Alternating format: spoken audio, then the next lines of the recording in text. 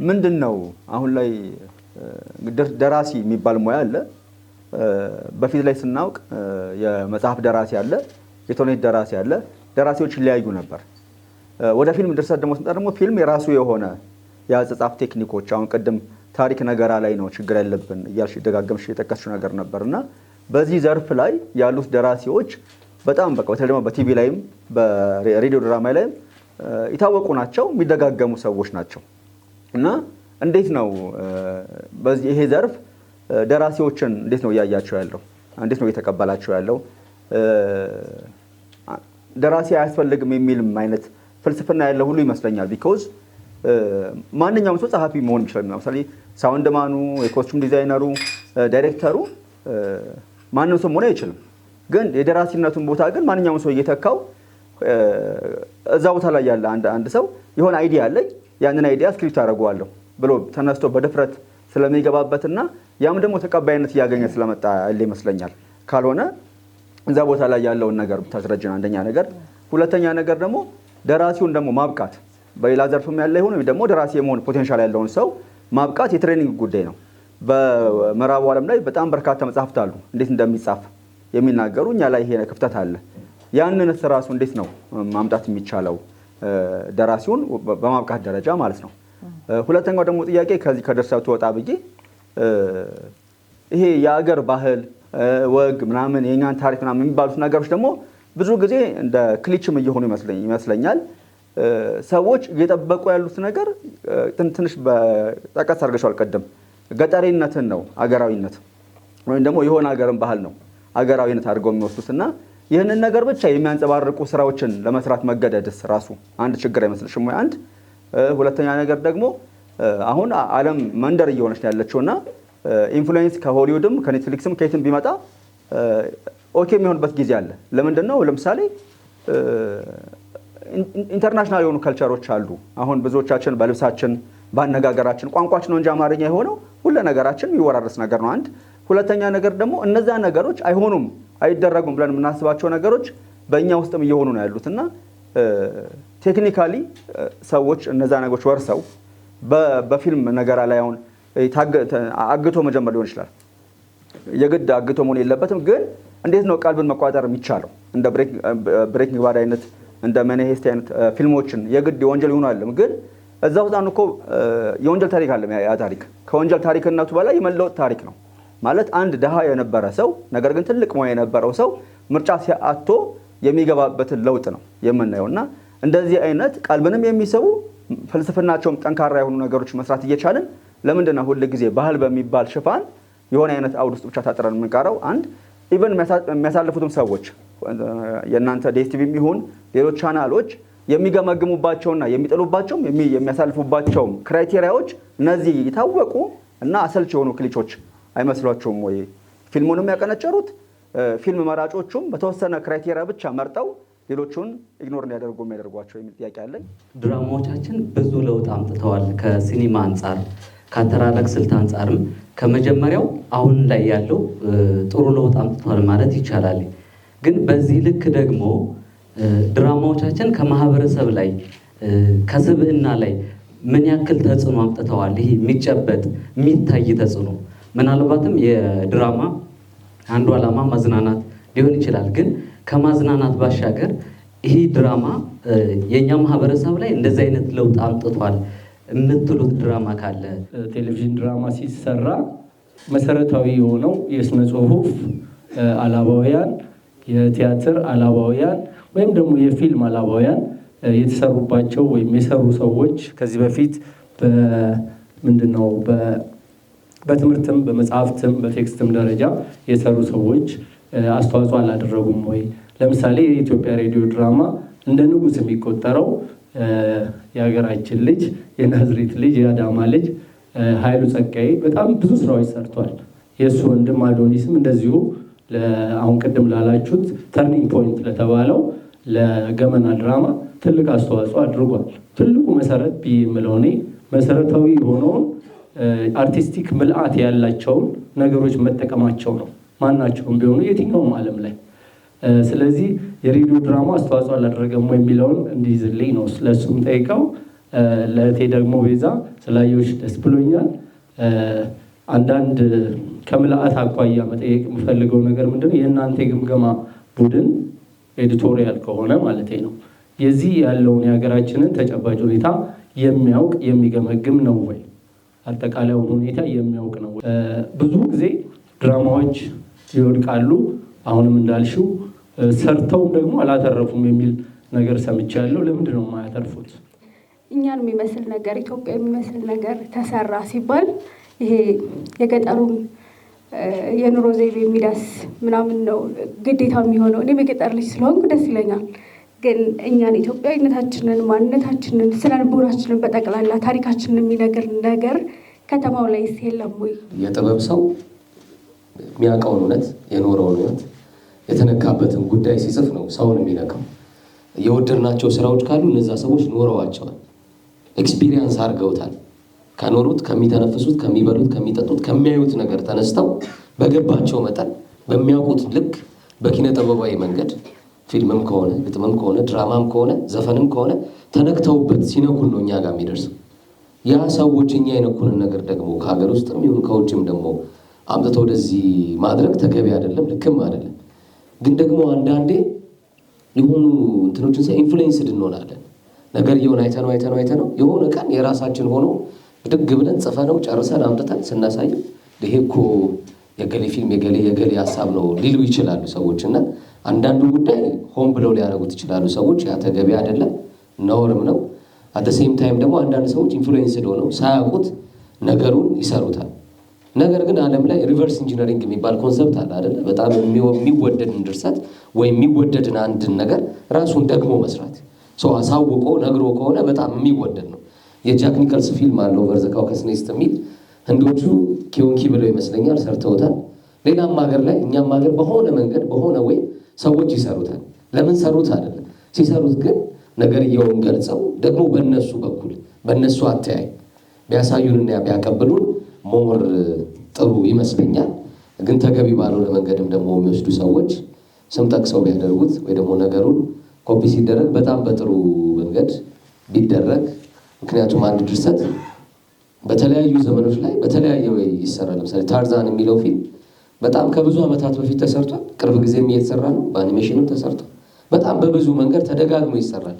ግን ደግሞ ሁሉም የየራሱን ኤክስፕሬሽን የየራሱን ሀሳብ እያከለበት ያመጣልና በዛ መንገድ ድርሰት የተባለው ነገር የልምምድ የንባብ የድግግሞሽ ከሁሉ በላይ የተሰጠው አካባቢን የማየት ከኢማጂኔሽን የበለጠ ደግሞ የኦብዘርቬሽን ዋጋ ያለው ነገር ይመስለኛል ድርሰት። በዛ መጠን ውስጥ በዛ ልኬት ውስጥ ከተጓዝን የቴክኒክ ጉዳይ ቀላል ነው፣ ክራፍት ነው። ክራፍቱን ሰዎች ሊያግዙንም ይችላሉ፣ ራሳችንም ተምረን ልናመጣው እንችላለን። ግን በኦብዘርቬሽን በተሰጦ በንባብ በድግግሞሽ በልምምድ አጥርቶ በማየት በጣም ብዙ ሪፈረንሶችን በመጠቀም የሚዳብር ነገር ነው እና በጣም ብዙ የድርሰት ክፍተት አለ። አዎ ክፍተት አለ። በጣም አሪፍ ነገር የተሰራ ነው። አዎ ከመጽሐፍ እየወሰድን እየሰራ ነው። በጣም ጥሩ። ከመጀመሪያው እንዳልኳቸው የበቀለሽ ኑዛዜ የኢልማ ሀብተየስን አፈወርቅ ማን ያዘጋጁት ድራማ ጀምሮ እስከ ዛሬ ፍቅር እስከ መቃብር ድረስ የአዲስ አለማየሁ ድርሰት ነው፣ ከመጽሐፍ የተወሰደ ነው። ዓለም ላይም ትልልቅ ፊልሞች የኮፖላ የሰራው የጋድፋዘር ራሱ መጽሐፍ ነው እንኳን በጣም ብዙ ነገሮች ከመጽሐፍ ይወሰዳሉ ወይ ደግሞ ትሩሊ ኢቨንት ከተደረጉ ነገሮች የተወሰዱ ይሰራሉ እና ያም ኤክስፔሪየንስ መኖሩ ጥሩ ነው።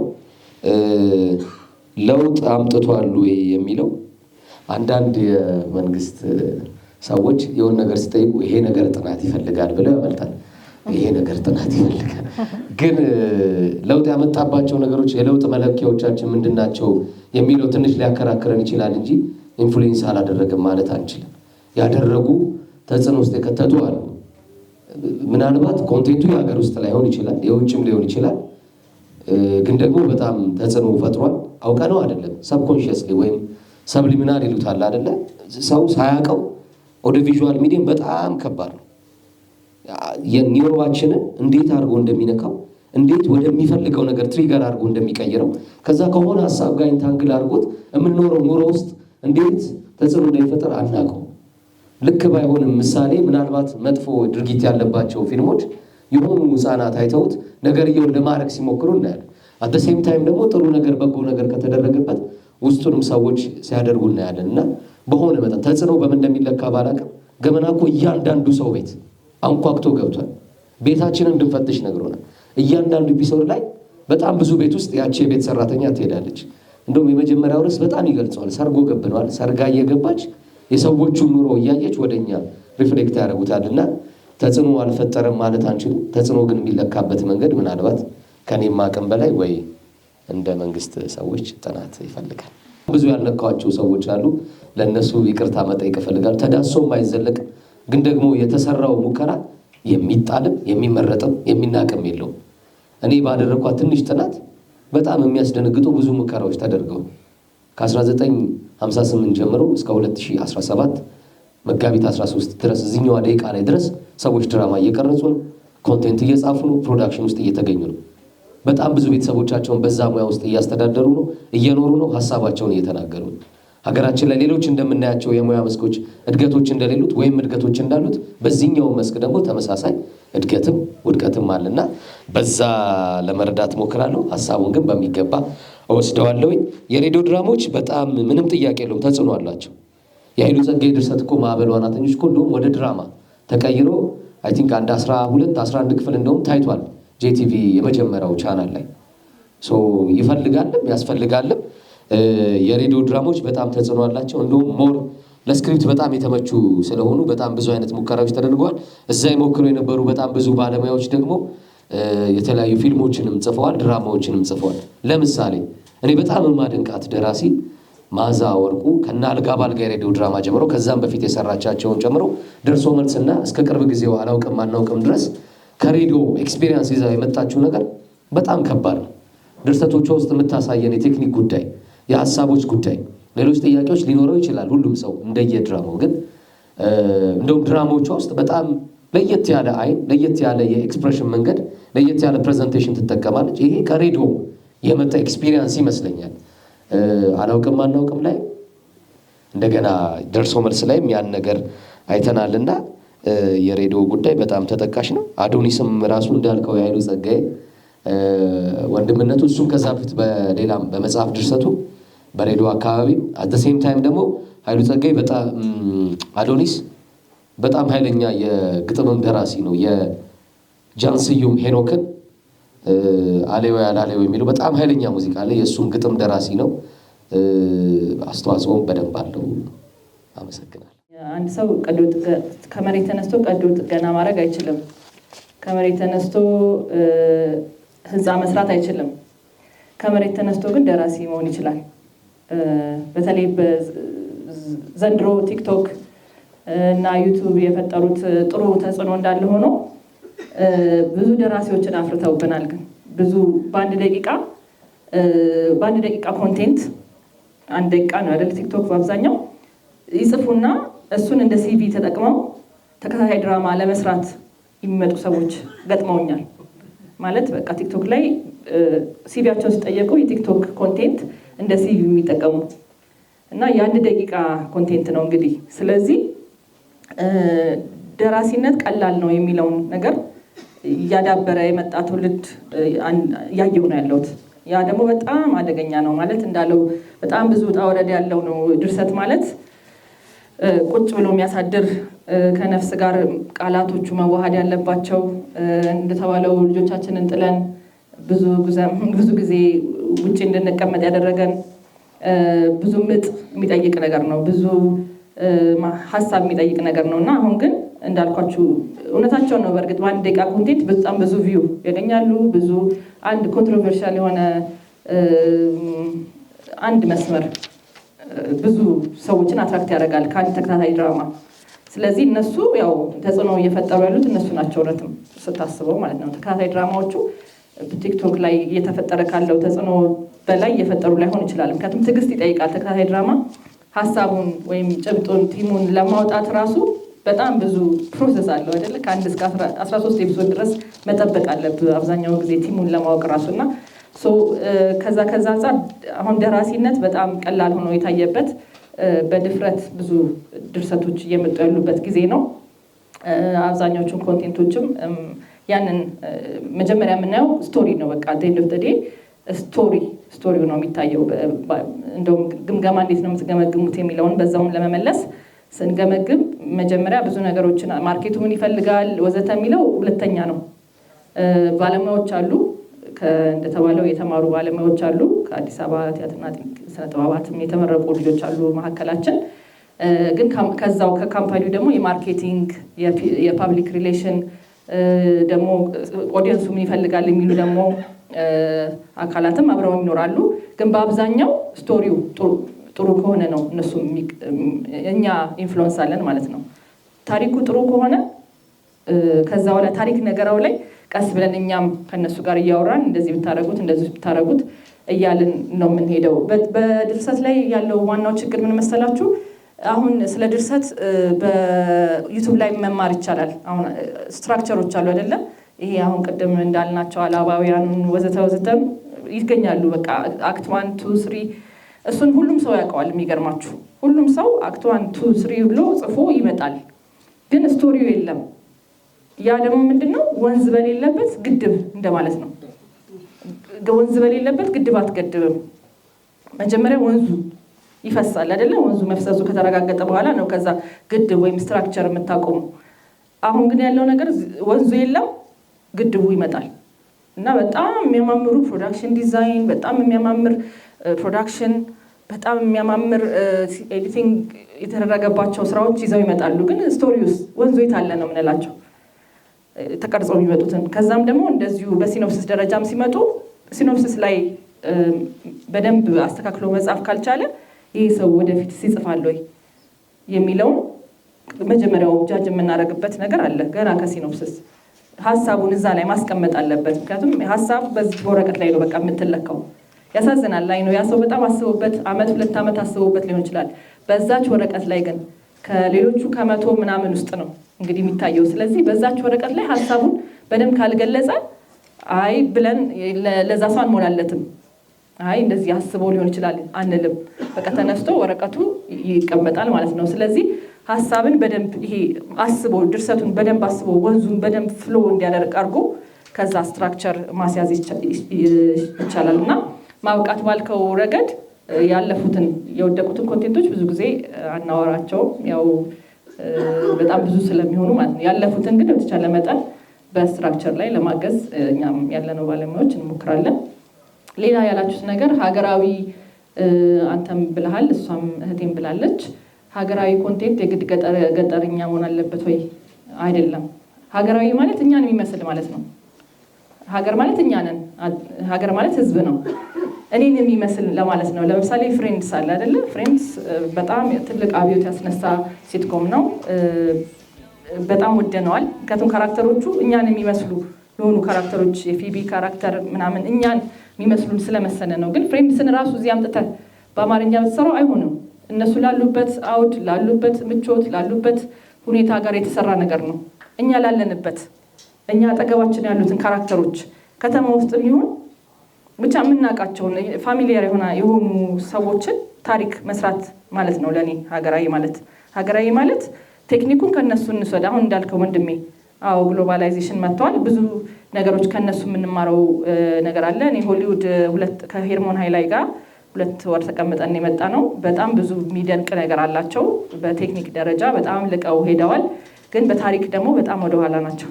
ታሪክ ስላጠራቸው ነው አሁን ሳይንስ ፊክሽን ላይ ስታክ ሆነው የቀሩት። የኛ የአፍሪካውያን ታሪክ ገና በጣም ብዙ ያልተነገረ ነገር እንዳለ ገብቶኝ ነው የመጣሁት። ግን ቴክኒካሊ በጣም ከነሱ ደግሞ መማር ያለብን ነገር አለ። ከአጻጻፍ ጀምሮ ከዲስፕሊን ጀምሮ ብዙ ነገሮች ከነሱ የምንወስደው ከቴክኒክ አንጻር እንዳልከው እንደ ብሬኪንግ ባድ እና ሰክሰሽን የመሳሰሉትን ድራማዎች ስታይ በጣም የሚገራርም ስትራክቸር አላቸው። ከነሱ እንውሰድና ግን ሀገራዊ እናርገው ነው። ሀገራዊ እናርገው ማለት በቃ የኛ አሁን ለምሳሌ በመቸለት ያነበብኩት ስክሪፕት አለ ስለ አንዲት ሊስትሮ ነው፣ የሴት ሊስትሮ ታሪክ ነው እና በጣም ነው የወደድኩት። በቃ ማለት በቃ ሀገራዊ ማለት ለኔ ይሄ ነው። በቃ ስወጣ ከቤቴ የማገኘው ሊስትሮ አለ አይደለ? ስትወጣ ጫማን የምታስጠርግበት፣ ታክሲ ትገባለ። የአብዛኛው የሰፊው ህዝብ ታሪክ ማለት ነው።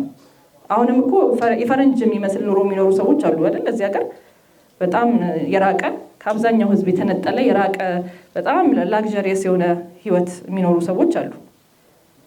እነሱ ግን ሰፊውን ህዝብ አይወክሉም። ስለዚህ ሰፊውን ህዝብ የሚወክል በቃ የሆነ ነገር በህይወታችን ውስጥ በቃ ነፍሳችንን የሚነካ ነገር በቃ ለእኛ ቅርብ የሆነ መስታወት የሆነ ነገር እንጻፍ። አሁን እነ ባለጉዳይን ቅድም ሲያነሳ ባለጉዳይን ብታዩ ፕሮዳክሽን ኳሊቲው ያው እንደምታውቁት በድሮ ካሜራ ነው የተሰራው። ፕሮዳክሽን ዲዛይን፣ ነጭ ግድግዳ፣ ወንበር፣ ቢሮ። ግን ጉዳዩ ወይም ደግሞ ይዘቱ ነው የያዘን። በቃ በጊዜው የነበረውን ቢሮክራሲ፣ በጊዜው የነበረውን አንድ ጉዳይ ለማስፈጸም የነበረውን እንግልት ስላሳዩ ነው ሰው በጣም የወደደው። ስለዚህ እንደዚህ አይነት ስራዎች ነበሩ በፊት የሚሰሩት ማለት ነው። አሁን ግን ፕሮዳክሽን ዲዛይናችን ከፍ ብሏል፣ ፕሮዳክሽናችን ከፍ ብሏል። በታሪክ ላይ ግን ትንሽ ቁልቁል እየወረድን ነው ማለት ነው። ምክንያቱም ሰው የሰውን ትርታ ወይም ደግሞ ሰው በየቀኑ የሚያጋጥመውን ነገር እየጻፈን አይደለም ማለት ነው፣ እያንኳኳን አይደለም ማለት ነው እንጂ በየቀኑ በተለይ ኢትዮጵያ ውስጥ ከጠዋት ጀምሮ እስከ ማታ በጣም ብዙ የሚፈጠሩ ታሪኮች አሉ። ለሲትኮምም የሚሆኑ ለድራማም የሚሆኑ ሰው እነሱ እያሉ ለምን ወደዛ እንሄዳለን ነው እንጂ እንደተባለው ከኔትፍሊክስም ከብዙ ስራዎች የምንወስዳቸው ብዙ ነገሮች ይኖራሉ። ግምገማ ላይ በምንድነው መስፈርት የምንገመግመው? እንደ ህዝብ ሆነንም ሲትኮም ለምሳሌ ካላሰቃ አያስቅም ነው በቃ። እውነቱን ለመናገር አሁን ሲትኮሞች ስንገመግም ካላሳቀን አይ ይሄ ኤስቴቲክ ቫሊዩ ይሄ ያለው ብለን የምናሳልፈው ነገር የለም። የሲትኮም ዋናው ባህሪው ማሳቅ ስለሆነ እኛም መሳቅ አለብን። 30 ደቂቃ ገምገመን ካልሳቀን ኦዲየንሱም ይስቃል የሚል ግምት የለንም። ስለዚህ በዛ መጠን አንዳንዴ በቀላሉ የምንጥላቸው ነገሮች ይኖራሉ። በድራማ ላይ ግን በጣም የበለጠ የእውነት ይይዛሉ ወይ? በተለይ ደግሞ በፓይለት ኤፒሶድ ላይ ታውቃላችሁ ግዴታ የሆኑ ፉክ ማድረግ ያለባቸው ቻናል እንዳይቀይር ወይም ደግሞ ሲኒማ ቤት የግድ ከፍሎ ስለገባ 1 ሰዓት ተኩል ቁጭ ብሎ ያያል። ግዴታው ነው። ኦዲየንስ አቋርጦ የሚወጣም አለ ሲበስበት። በእርግጥ ግን ቴሌቪዥን ውስጥ ግን ቻናል እንደዚህ ይዞ ነው ተቀምጦ የሚያው። በጣም ብዙ አማራጭ ባለበት ኔትፍሊክስ፣ ስልክ ምናምን ባለበት ዘመን ላይ የግድ እስከ 15 ደቂቃ ድረስ ሁክ ካላረከው ወይ አትሊስት እንደው ገፋ ብሎ 20 ደቂቃ ወይ በካራክተር ወይ በተለያየ ነገር ሁክ ካላረከው ቻናል ይቀይራል። ፊልም ቮካብለሪ እና ግራመር የሚባል ነገር አለ። እንደምታውቁት ፊልም ቮካብለሪው የምንኖረው ኑሮ ነው።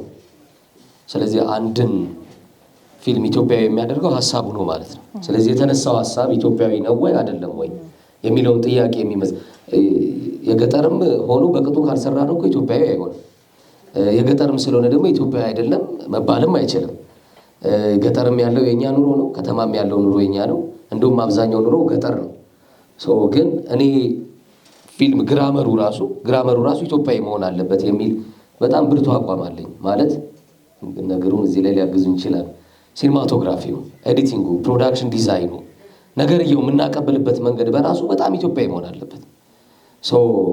እኔ አንድን ሼህ ስቀርጻቸው እንዴት ነው የምቀርጻቸው? ኢትዮጵያዊ የሾት መንገድ፣ የብርሃን ስርጭት መንገድ፣ ኢትዮጵያዊ የሆነ ፕሮዳክሽን ዲዛይን ራሱ ነገሩን ኢትዮጵያዊ ያደርገዋል።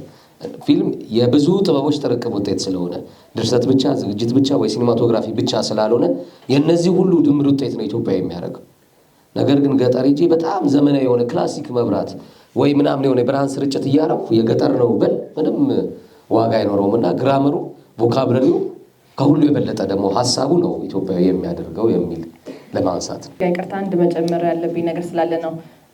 አሁንም በዲኤስቲቪ መጀመሪያ ሲመጣ የነበረው ሀሳብ ምንድን ነው? ገና ኮንቴንት ክሬተሮች ብዙ ስለሌሉ፣ ብዙ ደራሲዎች ስለሌሉ፣ ብዙ የፊልም ባለሙያዎች በደንብ ስለሌሉ ከውጭ ሀገር ልክ አሁን ለምሳሌ አደይ ከኬንያ ነው አዳፕት የተደረገው፣ አፋፍ ከሳውዝ አፍሪካ ነው። ብቻ እንደዚህ ዋና ዋናዎቹ በተለይ ደግሞ እነዚህ ረጃጅሞቹን ከውጭ ሀገር አምጥቶ በውርስ ትርጉም አዳፕት እንዲደረጉ ነበር ሀሳቡ መጀመሪያ የነበረው። ግን አሁን ቀስ በቀስ ግን እውነቱን ለመናገር 90% የዲኤስቲቪ ስራዎች ሀገር በቀል ናቸው። ከዛ ተነስተን ከውርስ ትርጉም ተብሎ ከመጣ ሀሳብ አሁን 90% የሀገር በቀል ማለት በሀገረኛ ስክሪፕት፣ በሀገረኛ ደራሲ፣ በሀገረኛ ተዋናይ፣ ዳይሬክተር የሚሰሩ ኦሪጂናል ማለት ነው። ሀገር በቀል ማለት ኦሪጂናል የሆኑ ስራዎችን ነው የተሰራ ያሉት እና ብዙ ሰው አዳፕቴሽን ይመስለዋል የዲኤስቲቪ ስራዎች። ግን 90%ዎቹ የራሳችን ባለሙያዎች የፈጠሯቸው ስራዎች ናቸው። ምናልባት ረጃጅሞቹ እነዚህ 260 ኤፒሶድ ድረስ የሚሄዱት እንደናደይ ረጃጅሞቹ በየቀኑ የሚሄዱት እነሱን በስክሪፕት ራይቲንግ ደረጃ ብቃት የለንም ብለን እኛም አስበን ነበር። ማለት እንደዚህ ረጅም ነገር የሚጽፉ ሰዎች የሉም ብለን እነዚህ በቀን የሚሄዱትን ከውጪ ነበር የምናስመጣው። አሁን ግን እግዚአብሔር ይመስገን የራሳችን ልጆች 150 ኤፒሶድ የረቂቅ መንገድን ወዘተ እነ ሶፊን መተዋልና ረጃጅሞቹንም ራሱ ቴሌኖቬላ የሚባሉት ረጃጅሞቹንም ራሱ በአብዛኛው የሀገር ደራሲዎች ናቸው እየጻፉ ያሉት። ስለዚህ ሀገር በቀል ማለት ከዛም ይጀምራል። በሀገርኛ ስቶሪ፣ ሀገርኛ ደራሲ፣ ሀገርኛ ስለዚህ ጀስት ሴቲንግ ብቻ አይደለም ማለት ነው እንዳለው ሀሳብ እና ደግሞ በአጠቃላይ የኛን ኦሪጂናል የሆኑ የኛን ታሪኮች መንገር ጀምረናል። ወጣቱ አልሆነ ነገር ውስጥ ገብቶ መውጣት እያቃተው እሱን እንደዛ ያን ድርጊት እየፈጸመ ይታያል። በፊልምም ይሁን በድራማ ላይ ያጨሰ ወይም ጠጥቶ እየተንገዳገደ ወይም አንዳንድ ቦታ ላይ በግሩፕ ሆኖ እየወሰዱ ምን እያሉና ያ ሲያልፍ እንዴት ሆኖ ነው ያለፈው? ይሄ ትውልድን ያንጻል ወይ?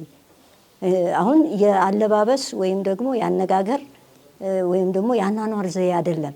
ይሄ ባህላችን ያልሆነ ነገር ሁሉ ይታያል በዛ ላይና ይሄ ነገ ትውልድን የሚገል ነገር እና ያለን አይደለ እንደ ያደጉ ሀገሮች የራሳቸውን ባህል ጠብቀው የትና የት ድረስ እኮ ደርሰዋል እያስተማሩን። እንደውም እኛን ተጽዕኖ አድርገውብን የእነሱን ፎቶ እያመጡ የኛ ሰው እንዲለምደው እያደረጉ ነው ያሉትና ግን እነሱ አድገዋል።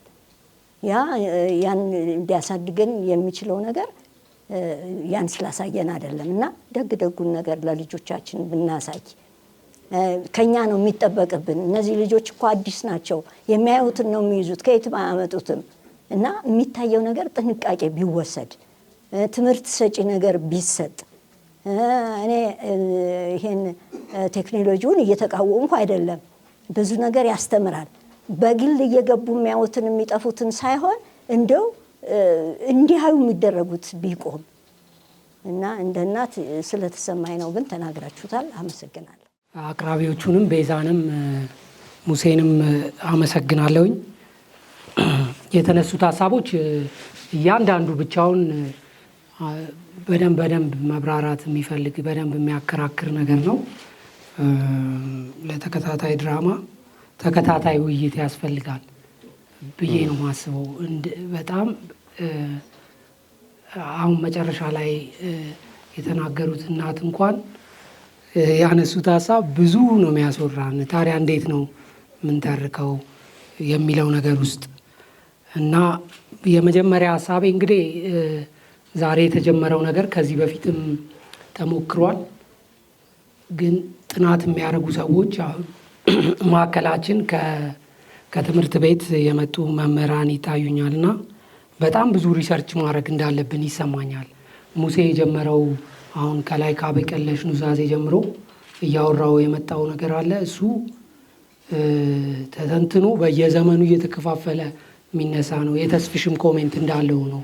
የተረሱ ሰዎች ካሉ የተረሳ ነገር፣ እርግጥ ከዚህ በፊትም የተሰሩ ነገሮች ይኖራሉ ድራማ ላይ ጥናት፣ ግን ተከታታይ ብቻ ብሎ ደግሞ ብዙ ቢሰራ። በዚህ አጋጣሚ ለምሳሌ ቤዛ 400 ስክሪፕት ማየት ከቻልሽ ይሄ ትልቅ የኤክስፐርት ቫሊዩ አለ አንቺ ውስጥ። መጽሐፍ ልጽፊ ትችላለች ስለ ቲቪ ድራማ ወይም አላለም። ብዙ ጊዜ ሆሊውድ ያሉ አድቫይዘሮች እና አማካሪዎች፣ ገምጋሚዎች በጣም ብዙ የተጠራቀመ እንደሆነ ስለሚኖራቸው መጽሐፍ የማውጣት ሁሉ ነገር ይኖረዋል እና በጉዞዎች ውስጥ ያለው ነገር ቢጨመቅ ወደፊት ለሚሆነው ነገር ጠቃሚ የሚሆን ይመስለኛል። እና ጥናትና ምርምር ያው ሁሌ የምንፎክርበት ነገር ነው፣ ግን ማን ሪስፖንሲቢሊቲው እንደሚወስድ አላውቅም። እሱ ራሱ አትራፊ እስከሚሆን ይጠበቅ ይሆናል አላውቅም። ግን በጣም የሚያስፈልገን ግን የሌለን አንዱ ነገር እሱ ነው። ሌላ በጣም ለእኔ ኢምፖርታንት ነው ብዬ ቢነሳ ምለው ፖይንት ወይም ማስተላልፈው መልእክት አምራችና አሁን ኮንቴንቱን ሰርቶ የሚሰጥ አካልና ዲስትሪቢዩት የሚያደርግ አካል አለ። የሆነ ቦታ ይሰራል፣ የሆነ ቦታ አንዳንድ ጊዜ ሁለቱም የአንድ ሰው ወይም የአንድ አካል የሚሆኑበት ጊዜ አለ። ፓወሩ የት ጋር ያለው ነው አሁን በዚህ ሰዓት ማወቅ ያለብን። የቱንም ያህል ብናወራ ፓወሩ ያለው አሁን ዲሳይድ አድርጎ ዲስትሪቢዩት የሚያደርገው አካል ውስጥ ነው ፓወሩ ያለው ብዬ አስባለሁ። እና ከውጭ ሀገር የመጡ ቴሌቪዥኖች የሚሆኑ የሀገር ውስጥም ቴሌቪዥኖች እዛ ፖዚሽን ላይ የተቀመጡ ሰዎች በዚህ ሰዓት ፓወሩ የነሱ ነው። የእኛ ዲስከሽን ግብአት መስጠት ነው እንጂ ኤዲቶሪያል ፖሊሲ ያላቸው ከዛ አይወጡም። የቱንም ያህል እኛ ብንጫጫው እዚህ ይልቅ መንቃት ያለብን ለራሳችን ነው። እዚህ ውስጥ ያለን ፊልም ሰሪዎች ወይም ይህን የሚሰማ ሰው መልእክት ማስተላለፍ የምፈልገው እንዴት ነው ፓወሩን የምንይዘው፣ እንዴት ነው የመደራደር አቅማችንን የምናሳድገው የሚለው ነገር ውስጥ ነው እንጂ በቃ ቢዝነስ ነው። ለምሳሌ ቤዛ ጠቅሰዋለች፣ ግን አልስማማም። ለምሳሌ አያተርፍም፣ ቴሌቪዥኖቹ አያተርፉም የሚለው ካላተረፉ ማቆም ነው ያለባቸው። ወይ በገንዘብ ያተርፋሉ ወይ በአይዲዮሎጂ ያተርፋሉ። በሆነ ነገር ካላተረፉ መልቀቅ ነው ያለባቸው። እንደዚህ አይነት ቢዝነስ የለም። ሀገር ውስጥም ያሉ ከውጭም የመጡ ስለሚያተርፉ ነው የቆዩት። ኢትዮጵያ ውስጥ በጣም ላርጅ ኦዲየንስ አለ። ይህንን ብዙ ጥናትና ምርምር ውስጥ ሳንገባ የምንለው ነገር ነው። ሰፊ ኦዲየንስ አለን፣ አልነካ ነው። የፔ ቻናሎቹም የዚህ ሌላው ሜተድ በደንብ የነካው ገና አድሬስ ያልተደረገ ኦዲየንስ አለን። ገና ፊቱን አልመለስ ነውም። ብዙ ሰው ከኛ ሀገር ኮንቴንት ይልቅ ኔትፍሊክስ ላይ ነው ምናምን ያለው እና የቤት ስራችን ሰፊ ነው። ይህንን ላርጅ ኦዲየንስ በደንብ ገንዘብ አድርገን እንደሚባለውም ደግሞ አገልግሎት ሰጥተን የቴሌቪዥን ድራማ የአፍሪካ ፊልም ሰሪዎች ምን ይላሉ? የማታ ትምህርት ቤት አይነት ነው ይላሉ። ማታ ማታ ሰው ቴሌቪዥኑን ሲከፍት ሌላ ቦታ መዝናኛ ሊሆን ይችላል። አፍሪካ ውስጥ ግን ትምህርት ቤት ነው፣ የናይት ስኩል ነገር ነው ይላሉ። ብዙ ነገር ይሰጥበታል የሚሉት ነገር አለና ብዙ ነገር መሰራት ይችላል፣ ብዙ ለውጥ ያመጣል። እዚህ ውስጥ ትንሽ ነካ አድርጌ ማረፍ የምፈልገው እነ ጆሲ ወደፊት ያጠኑታል፣ ግን ድራማ ሁሉ ማስተማር አለበት። ማስተማር ምን ማለት ነው የሚለው የሆነ በጣም ያሳስበኛል። እንደ ተደራሲ ሰዎች አይተው ከዚህ ድራማ ምንም አልተማርንም ይላሉ። ማስተማር ምንድን ነው የሚለው በደንብ መፍታታት አለበት። ኤክስፒሪየንስ መስጠት ነው ያለበት፣ ማስተማር ነው ያለበት። ማስተማርስ ምን አይነት ነገር የሚለው ነገር በደንብ ተፍታቶ መወራት አለበት የሚል ሀሳብ አለ። ሌላው ትልቅ ማነቆ አሁን ቴሌቪዥን ድራማ ውስጥ አደገ ወደቀ ምናምን ስንል የኮፒራይት ጉዳይ ነው። ብዙ ፊልም ሰሪዎች በፊትም ፊቸር ፊልምም ስንሰራ በማወቅም ይሁን ባለማወቅ ፊልሞቻችንን በጣም በርካሽ ዋጋ ነው የምንሸጠው፣ ግን ፊልሞቹ ዛሬ ድረስ ይሸጣሉ። ፊልም እንደዚህ አይነት ኮሜዲቲ ነው፣ እንደዚህ አይነት ንብረት ነው እና አሻሻጣችን በጣም ደካማ ነው። ራሳችንን ማጠንከር አለብን። ስለዚህ የሚመጡ ቴሌቪዥኖች ሁሉ የድርድር አቅሙን ትልቁን ፓወር ይዘውታል። ወይ መተው አለብን ወይ የመደራደር አቅማችንን ማሳደግ አለብን። እስካሁን በተሰሩ ስራዎች ብዙ ጊዜ ዴስቲቪም ስለተነሳ የእውነት ክሬዲት የምሰጠው ነገር ለብዙ ልጆች የስራ እድል ፈጥሯል። እውነት ነው። ብዙ ልጆች አንድና ሁለት ቴሌቪዥን በነበረ ጊዜ በማያገኙት እድል አግኝተዋል፣ እጃቸውን አፍታተዋል። በዚህ በጣም እናመሰግናለን። ግን በቂ ነው ማለት አይደለም። እኔ ፐርሰናሊ ብታይቁኝ ከዲኤስቲቪ እንደዚህ አይደለም እጠብቀው። አሁን ከአንድ ሎካል ቲቪ ጠንከር ብሎ ቢመጣ ማንም ሰው ዲኤስቲቪ እንደማይሄድ እነግራቸዋለሁ። ምንድን ነው የተወሰነ ገንዘብ አለ እዛ፣ በቃ ሌላ ነገር የለም እንጂ የስርጭቱ አቅም በጣም ትንሽ ነው። ስለዚህ ሰዎች ወደዛ መሄዱ ገንዘብ ስላለ ነው፣ ሪላቲቭሊ የተሻለ ስላለ ነው። እና እኛም ስንሄድ እንደ ፊልም ሰሪ ቢዝነስ ጋር እንሄድ ነው። ሌላው ማስተማር ምናምን አዶንቲክ አይመስለኝም።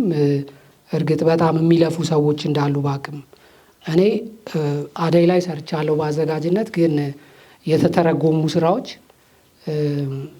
አያስደስቱኝም። እንዳለችው ቤዛ በጣም ብዙ ስክሪፕት እኛ ጋር የሚመጣ ካለ የሚሞክሩ ደራሲዎች ካሉ ተሟሙተን እነዚህን ስክሪፕቶች ሰው ማድረግ ከቻልን ነው ነገ ትልቅ የቲቪ ኢንዱስትሪ የሚኖረን። የኦንላይንም ኢንዱስትሪ እንዳለው ሙሴ የቴሌቪዥን ነገር የሚጠፋ ከሆነ የቴሌቪዥን ማለት ከአንድ ቦታ የሚሰራጨው ነገር ጠፍቶ ኦንላይን ያለው ካልቸር የሚሰፋ ከሆነ ስለዚህ መጽሐፍ ተርጉመናል፣ ቲያትር ተርጉመናል። ትርጉም በራሱ ምንም ችግር የለውም። ግን ፐርሰናሊ ለምን ታደላለህ ብባል እኔ የራሳችን ስቶሪ ውስጥ መውደቅ መነሳት አለብን። እሱ ቢሆን ደስ ይለኛል። ያንን ፓወር እንዴት ነው የምናገኘው ስለሚለው የምንሰራ ሰዎች ማሰብ አለብን። አሻሻጣችን እንዴት ነው? እውነት ተጠቅመናል ወይ? እንደተባለው የተጠቀመ ሰው ከሆነ ነው ሊቀጥል የሚችለው። እኔ ጥቅም ይብዛም ይነስም አለ ባይ ነኝ እንጂ ሳንጠቀም ላንሰራ አንችልም። እና እዚህ ሀገርም ፕሮዲውስ የምናደርግ ሰዎች እየተጠቀምን ነው እንጂ እንዴት ይሆናል ማለት አይሆንም። ምናልባት ያከፋፈል ጉዳይ ላይ የውስጥ የራሳችን ችግር አለ ብዙ የምንከራከርበት እንጂ የተጠቀመ ፕሮዲውሰር ስላለ ነው ተመልሶ የሚሄደው።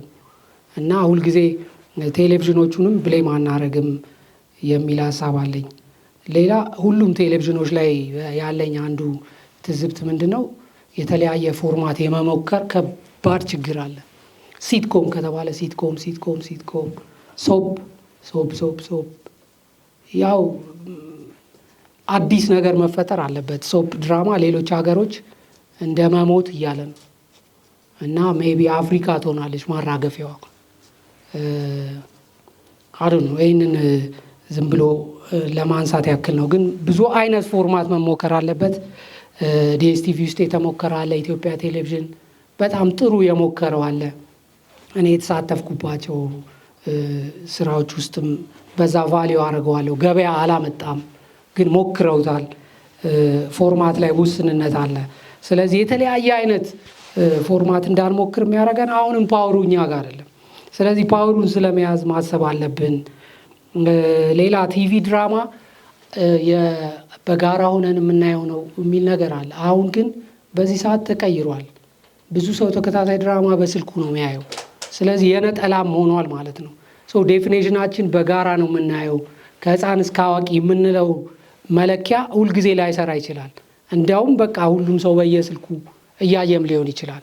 ይሄ በደንብ መምህራን እነ ጆሲ በደንብ ያጠኑት ይሆናል። ስለዚህ ቲቪ ድራማ ተብሎ ዲፋይን ሲደረግ ዌብስ ላይ ያሉት የተለየ ነው ካራክተራቸው። ለምሳሌ ቴሌቪዥን ላይ ሰዎች አጥፍተው እንዳይሄዱ ፕሮግራሙን ካፕቸር ማድረግ አለብህ የሚል ቲዮሪ አለ። አሁን ይሄ አያስፈልግም። ፖዝ ታደርገዋለህ፣ ስልክ ላይ ያለውን ቆይተህ ታየዋለህ። ፎርማቱ ተቀይሯል ማለት። ስለዚህ የመገምገሚያ ነጥባችን ምናምን ሁሉ መቀየር አለበት እና ሰፋፊ ሀሳቦች ተነስተዋል። ግን ሁለቱንም አቅራቢዎች አመስግነን እኛ እነዚህን የነካካናቸውን ሀሳቦች በደንብ ካልሄድንባቸው ለብዙ ኮንፊውዥን ነው የሚዳርጉት። ግን እኔ እንደው በእኔ ኤክስፒሪየንስ አንድ ነገር ብትሉኝ ከየትኛውም ቲቪ ከሀገር ውስጥም ቲቪ ከውጭ ሀገርም ቲቪ እኛን የሚረዳን ሰው ይኖራል ብላችሁ ባትጠብቁ ደስ ይለኛል። ነጎሼት የማድረግ አቅማችንን ማሳደግ ነው። ችሎታችንን አሳይተን ችሎታችንን ለመሸጥ መታገል ነው እንጂ ሁሉም የራሱ ኤዲቶሪያል ፖሊሲ ያለው ቢዝነስ ሊሰራ ከመጣ ምን አርግ ነው የምንለው። ከተሸጠ ማንኛውንም ነገር ሊጭን ይችላል። ኦፍኮርስ ተሰባስበን ህግ እናወጣለን፣ እንግዲህ እንሞክራለን። ሌላ የመንግስት ሮል ነው። መንግስት ባሉት የቴሌቪዥን ጣቢያዎች አንዳንዶቹን ኃላፊነት በሚሰማ ሁኔታ ማቅረብ ያለበት እንዲያውም እሱ ነው። ከንግድ ድርጅቶቹ በተለየ እነሱስ ምን እያደረጉ ነው? በደንብ ማውራት አለብን። ምን አይነት ስራ ነው የሚቀርበው? ከሙሴ ሜቢ ትንሽ የምንለየው ሜቢ ዲክላይን እያደረግን ሊሆን ይችላል። አበቄለሽ ልትበልጥ ትችላለች ድራማው። እሱ በደንብ ቢታይ የሙሴን እንትን ዲፌን ለማድረግ ሳይሆን ወደዛም ተገልብጦ መጠናት አለበት። እየወረድንስ ቢሆን ዞሮ ዞሮ ሁሉም ቦታ ላይ ኪ ቦታ የሚቀመጡ ሰዎች ናቸው በዚህ ዘመን የኢትዮጵያን ተከታታይ ድራማ ጣፋንታ የሚወስኑት።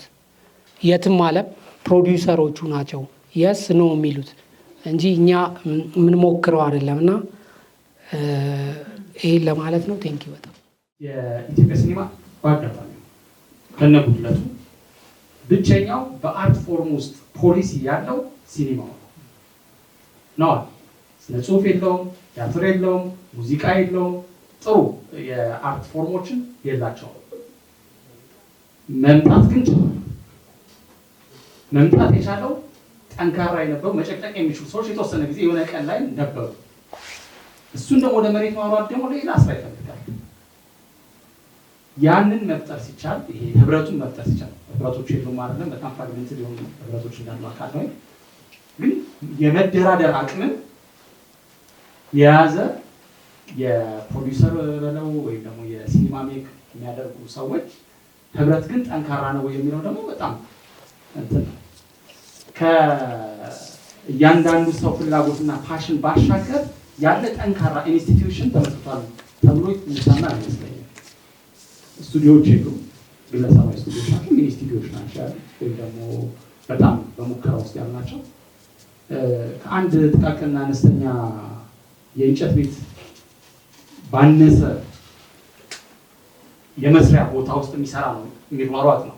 ቴክኖሎጂውና ሁኔታው ካለው አንጻር ቢደራጅ ከዛ በላይ ትልልቅ ስቱዲዮዎችን መገንባት የሚያስችል አቅም አለ፣ ቢዝነስ አለ፣ የቢዝነስ የማመንጨት እድሎች አሉት፣ የመሸጥ ለሀገርም ትርፍ የማምጣትም ራስን የመሸጥ እድሎች አሉት። ግን የመደራደር ቅድም ሄኒ ያልከው ሀሳብ ላይ የዛ አይነት ነገር የለም፣ የተበታተነ ይመስለኛል። እና ያነሳ በጣም እንደው ከዚህ ውይይት ውስጥ ሊፈለቀቅ የሚገባው ነገር ይህም የመደራደር አቅምን እንዴት አድርጎ ባለሙያው መፍጠር አለበት።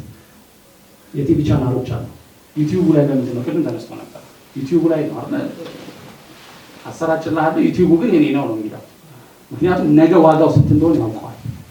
ሲምፕል ያነሳው ፎቶ ከዘመን በኋላ የዘመን ጉዳይ ሆኖ ብዙ ሚሊዮን ብር እንደሚያወጣ ማንም ያውቃል። ኢንዲቪጁዋልስ ይሄንን ሴንስ ሊያደርጉት ይችላሉ፣ ወይም ኢኮኖሚካል ቤኔፊታቸው አሁን በጥያቄ ውስጥ ያለ ሰዎች ለጊዜው መብላት ነው የሚፈልጉት፣ ይለቃሉ ያንን። ከነገ በኋላ ግን ያ ዋጋው ትልቅ ነው።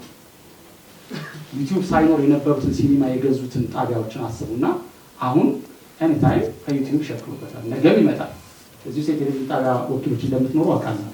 ለምሳሌ በኢትዮጵያ ለማጠቃለያ እንዲሆን ነው እዚህ ውስጥ ሳልናገር እንዳሉት በኢትዮጵያ የአርካይቭ ህግ 50 ዓመት ኮፒራይትን ገደብ ይሰጣል። በሌላ ሁኔታ ግን በህዝቦች በጀት የተሰሩ ማንኛውም የዶክሜንቴሽን ስራዎች ኦዲዮ ቪዥዋል ማለት ነው፣ ኦዲዮም ቪዲዮ የሚሆኑ ወይም ፎቶግራፊ የሚሆኑ 25 ዓመት በኋላ ፐብሊክ ዶሜን ናቸው ይላል።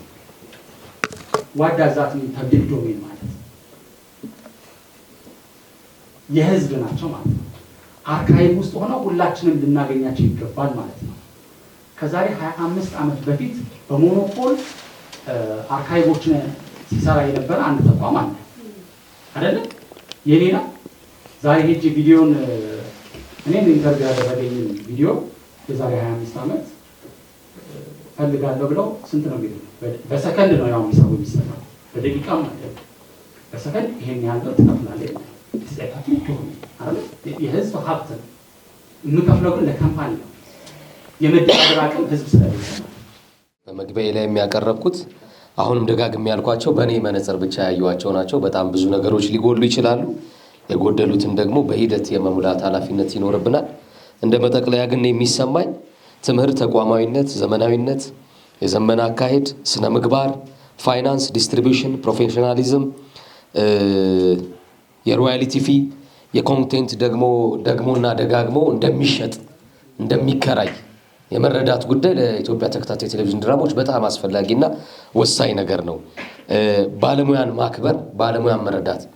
በተከታታይ ቴሌቪዥን ድራማ በጣም ዴሊበሬትሊ ነው ስራ የሚሰራው። ባለሙያዎች ጤናቸውን አይጠብቁም። ቀን ከሌት ነው የሚቀርጹት፣ ቀን ከሌት ነው ኤዲት የሚያደርጉት። በጣም ያሳስባል። እያንዳንዱ ባለሙያ ጤናውን መጠበቅ አለበት። እኔ ለምን 48 ሰዓት ለምን እንደሚቀረጽ እስከማይገባኝ ጊዜ ድረስ አንዳንዴ በጣም የባለሙያውንም ጤና ነገ መስራት አለበት። ያንን ያገናዘበ ነገር መኖር አለበት። እንደ መጠቅለያ በድጋሚ የማነሳው ነገር ትምህርት፣ ተቋማዊነት፣ ዘመናዊነት፣ የዘመና አካሄድ፣ ፕሮፌሽናሊዝም፣ ኤቲክስ፣ ከሁሉም በላይ ፋይናንስ፣ ዲስትሪቢዩሽን፣ አዲስ መንገድ፣ አዲስ የማስተላለፊያ መንገዶችን በራሳችንም ይሁን ከሌሎች ሰዎች ጋር መፍጠር፣ የእኛን የኔጎሽዬሽን አቅም ማሳደግ፣ የሚመጡ የዓለም አቀፍ ተቋማትን በጉልበታችንም ቢሆን በስራችንም አስገድደን ወደኛ ወደምንፈልገው ነገር የማምጣት ኃላፊነት አለበት። በጣም ተስፋ ይታየኛል። ፊልም ሰሪ ብርሃን ነው የሚታየው፣ በብርሃን ነው የሚያወራው። ስለዚህ ብርሃን ነው የሚታየን፣ በጣም በጎ ሀሳብ ነው የሚታየን። እያንዳንዱ የምናበራው መብራት፣ እያንዳንዱ የምንጽፈው ስክሪፕት፣ እያንዳንዱ የምናዘጋጀው ነገር ወደ ብርሃን የሚወስድ ነው። የትየሽንም ነገር ይመልሳል። የምናጋባው የምንናገረው ስነ ምግባር ያለው በእኔ መነጽር ውስጥ ሳየው ዓለም አቀፋዊም የሆነ አደሴም ታይም ኢትዮጵያዊም የሆነ እንደኔ ያረዳድ ደግሞ በጣም ሎካል መሆን ኢንተርናሽናል ያደርጋል። የሀገሬን የራሴን እኔን የሚመስል ነገር ስናገር ዓለም ላይ መድረስ እችላለሁ። የኔን የሚመስል ድምፅ፣ የኔን የሚመስል መልክ፣ የኔን የሚመስል ሃይማኖት፣ የኔን የሚመስል አረዳድ ዓለም ላይ ላይኖር ይችላል። እርግጥ ነው የምንኖረው ኑሮ አንድ አይነት ነው። ግሎባላይዜሽኑም ያለንበትም ህይወትና አካሄድ ብዙ ነገሩ ተመሳሳይ፣ ግን የምንገልጽበትና የምንረዳበት የምናጋባበት መንገድ ግን ይለያያል። እንደ ሃይማኖት፣ እንደ ባህል፣ እንደ ህይወት፣ እንደ ማህበራዊ እሴት ብዙ ያልተናገርነው፣ ብዙ ያላየነው፣ ብዙ ያልቆነጠርነው ነገር አለን። ታሪክ አለን፣ ባህል አለን፣ እውቀት አለን፣ እምነት አለን። ያንን የሚያንጸባርቅ ግን ደግሞ ዛሬ ላይ የመጣብን አደጋ አለ። የስነ ምግባር እጥረት አለ። እንደምታውቁት ሀገሪቷ ካናት እስከ እግር ጥፍር ድረስ በብዙ መከራ ውስጥ ነው ያለችው። እሱን ሁሉ የሚያሻግር ነገር ከኛም ይጠበቃል፣ ከሚመለከተውም አካል ይጠበቃል። ግን ብርሃን ነው የሚታየኝ። በጣም ኃይለኛ ወጣት ልጆች እየመጡ ነው። የሚያስደነግጡ ልጆች እየመጡ ነው። በጣም ብዙ ተስፋ ይታያል። አት ሴም ታይም ደግሞ በዛም በኩል ያለው ስለቱን ሰይፉን ስለሆነ የሚመጣውና ለሱም ጥንቃቄ፣ እውቀት፣ ስነ ምግባር ያስፈልጋል። ለኔ ከሁሉ በላይ ስነ ምግባር ነው ዋጋ ያለው ነገር። የሰው በእውቀቱ ወይ በሆነ ነገር ሊነካ ያልቻለው ነገር በስነ ምግባሩ ይነካዋል። አበበ መለሰ ይላል ጥላሁን ገሰሰ በሬንጁ ከፍታ ወይ በኪ መድረስ የማይችልበትም በስሜቱ ይደርስበታል ይላል። ሰው የጎደሉንን ነገሮች በስነ ምግባር እንደርስባቸዋለን፣ እውቀት በመፈለግ እንደርስባቸዋለን፣ በማሰብ በማገናዘብ እንደርስባቸዋለን። ከሁሉ በላይ በብርሃን እንደርስባቸዋለን። በጣም ነው የማመሰግነው። በጎደልኩ እንግዲህ እግዚአብሔር ይሙላበት። ይሄን እንዳለው ነው ሌላ ተከታታይ ስብሰባ ያስፈልገዋል እንጂ በሁለት ሰዓት ስብሰባ ውስጥ የሚፈታ ነገር አይደለም። የሀገራችን በአጠቃላይ የፊልም ኢንዱስትሪ ውስጥ ያሉ ቻሌንጆች በጣም ብዙ ናቸው። ቻሌንጆቹንም ሳናነሳ ነው እየጨረስን ያለ ነው።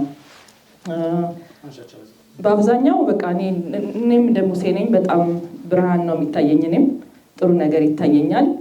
ከመተኛት የሚገኝ ነገር የለም፣ ከመነሳት ነው እንጂ ሰው ተኝቶ ምንም ነገር ማድረግ አይችልም። ስለዚህ መግፋት ነው። ያው ቻሌንጆቹም ቢኖሩ መግፋት ነው ያለብን። ሄኔ ካለው ጋር መስማማው ምንድን ነው እንደ ፕሮዲውሰር እንደ ፊልም ሰሪ የራሳችንን ፓወር ማወቅ አለብን።